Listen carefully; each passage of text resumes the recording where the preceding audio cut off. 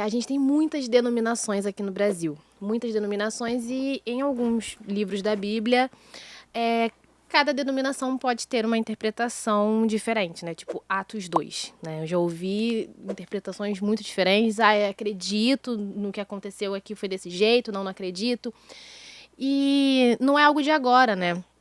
São coisas antigas. A gente tem a igreja batista, a igreja pentecostal, neopentecostal, tem a igreja que pode pintar cabelo, não pode pintar cabelo, enfim. E eu queria saber muito do pastor, do porquê que existem tantas denominações e como, eu não sei nem a palavra certa. Como lidar com isso? Exatamente, porque assim, você não pode falar pro seu irmão o que você acredita é errado, não é assim, né? Mas é complicado, pastor.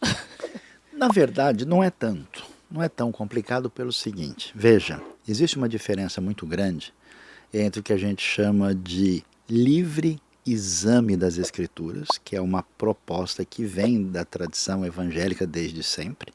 Quer dizer que ninguém tem o domínio da Escritura para dizer, olha, é assim e acabou. Todo mundo tem o direito e a responsabilidade de ler o texto e entender.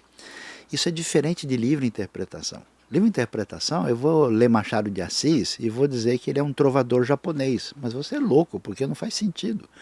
Da mesma maneira, existem muitas interpretações da Bíblia que são espúrias, mas não do ponto de vista teológico específico, do ponto de vista da ignorância.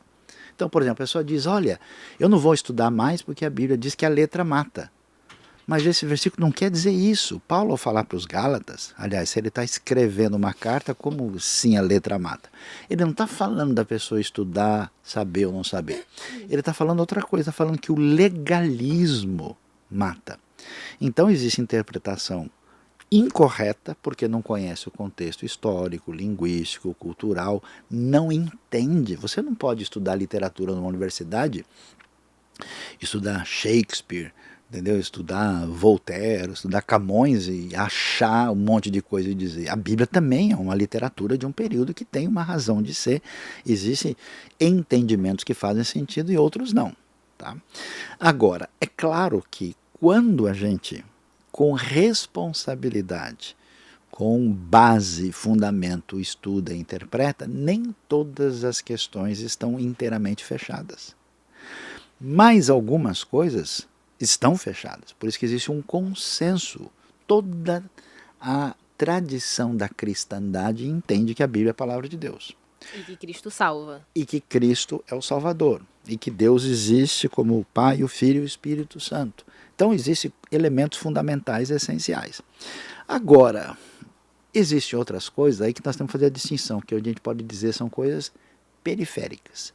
A doutrina de Deus, a doutrina de Cristo, a doutrina da salvação, a doutrina da Bíblia está aqui num ponto fundamental. Se você não entende isso, aí todo o restante vai ter um problema muito sério. Agora, se eu sou pré-milenista, se eu sou amilenista, se eu tenho uma posição litúrgica de uma celebração de um culto mais contemporâneo, essas coisas são secundárias. Por exemplo, aquilo que você falou tem a ver com usos e costumes. A pessoa deve usar isso, não deve usar. Na verdade, essas questões, do ponto de vista bíblico, são irrelevantes. Elas são absolutamente... Você pode ver isso em Romanos 14. Paulo diz, aquele que come, para o Senhor come. Aquele que não come, para o Senhor não come. Então, é bíblico comer pipoca? Qual é o horário que Deus quer que eu coma pipoca? É loucura, né? Eu conheço uma história de um pessoal que diz que batismo só serve se for... Muita água, pouca água. Não, com 3 mergulhos. Um só está errado. Tem que ser o Pai, o Filho e o Espírito Santo. Porque se for um só, não fala da Trindade. E não pode ser para trás, tem que ser para frente. Porque quem vai para trás é demoniado. Quem cai para frente, ele... Eu me batizei uma vez para trás. Entendeu? Tem que ajoelhar e confessar que Jesus Cristo é o Senhor para a glória de Deus Pai. Então você percebe? Isso não tem fim. É uma doideira. Você usa isso porque é um símbolo místico que vai trazer o mal sobre você. Mas a minha cara é redonda. O símbolo místico mais famoso é o círculo. O que eu faço? Eu corto a cabeça? Meu carro tem 4 círculos místicos, e mais um guardado oculto ainda. O que eu faço com ele? Então isso é uma coisa sem fim. Então o que acontece?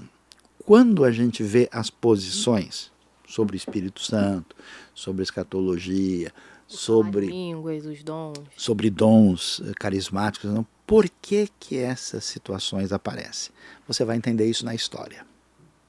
Como? Chegou uma época em que, por exemplo, as comunidades cristãs tinham uma estrutura de organização muito ligada a um poder centralizado. Aí surge um grupo e fala, não, peraí, não é assim que o cara que está lá em cima, o bispo, o arcebispo, manda, não, quem vai mandar é a comunidade. Então houve uma reação e vão surgir igrejas de perfil mais democrático.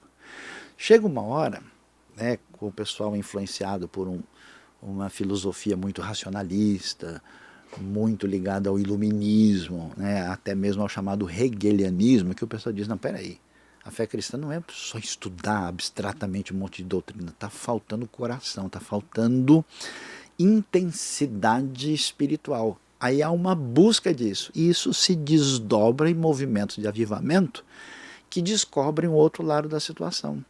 Aí o que acontece é que esses grupos vão se definindo como linhas ou ilhas específicas. Isso aqui valoriza a santidade, isso aqui valoriza a oração, isso aqui valoriza a organização, isso aqui valoriza o estudo da teologia, isso aqui. E aí eles ficam nesse mundo. Daí daqui a pouco eles se encontram, falam, como assim você não fala em línguas? Como assim você não leu a teologia sistemática inteira? Então é necessário, primeiro, a gente entender que essas razões de divisão, elas não são em coisas fundamentais e essenciais. Segundo, muito provavelmente, minha maneira de entender, por enquanto eu não estou falando nada aqui, eu só estou dando a aula histórica. A minha razão, minha maneira de entender é que tanto a tradição das igrejas mais históricas como das igrejas mais ditas avivadas, elas têm desequilíbrio nisso. Elas têm exageros e de um lado e de outro. Então tem umas que dizem, ó, Deus não faz mais milagre nenhum, acabou. Tudo que envolve isso. E outras tentam forçar a pessoa a falar em língua de qualquer jeito. Vai, glória, glória, e vai fazendo as coisas do jeito que você olha e fala, esse negócio está em alguma coisa estranha nisso aí. Então, eu entendo que é difícil você provar biblicamente que toda atitude sobrenatural de Deus se foi que não acontece mais nada. Isso não faz sentido. Por outro lado, como diz até alguns amigos meus pentecostais, existe profecia, existe profetada. Existe um monte de coisa que tem cara de ser um negócio que parece ser, mas não é.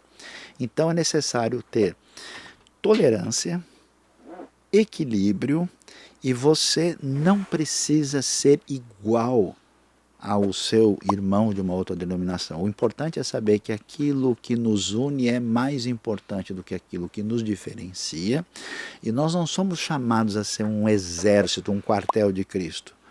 Nós somos o corpo de Cristo e ele tem as suas diferenças, a sua peculiaridade. Nós devemos viver não em uniformidade, mas em unidade. Então o legal é como eu, que penso diferente, sou capaz de ter comunhão e me relacionar bem com outro irmão que é diferente de mim. Então eu tenho tido experiência na minha vida de falar numa igreja luterana, de falar numa Assembleia de Deus, de falar numa igreja pentecostal do reteté, falar numa igreja presbiteriana super conservadora, falar em diversas igrejas batistas e sair dali edificado e interagir com esse pessoal. Pode ser que em alguns ambientes o pessoal esteja meio fora do lugar, tudo bem, os discípulos de Jesus também estavam fora do lugar e ele os amou até o fim. Então a gente tem que ter um pouco de bom senso, misericórdia, amor, junto com conhecimento, porque a gente ajuda o pessoal a desenvolver do lado que está precisando. Agora esse jeito de ver o diferente, sair batendo em todo mundo, Dando dedo, né? a minha religião não permite.